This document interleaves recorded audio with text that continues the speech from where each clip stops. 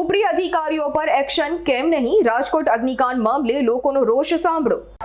આપણે મોરબી હોનારત વખતે પણ જોયું છે, પુલની દુર્ઘટના વખતે પણ, કે નાના કર્મચારીઓ અને નાના પદાધિકારીઓને સુપરસીડ કરવામાં આવ્યા, તો એના ઉપરી અધિકારીઓ જે છે એના ઉપર ક્યારેય પગલાં લેવામાં આવતા નથી.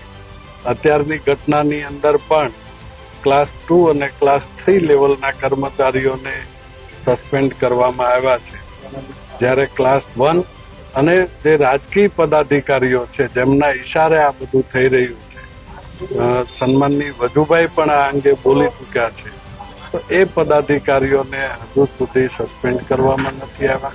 મોરબી નગરપાલિકા જો સુપરસીડ થઈ શકતી હોય તો રાજકોટ કોર્પોરેશન પણ સુપરસીડ થવું જોઈએ, જે આજ સુધી કરવામાં આવ્યું નથી.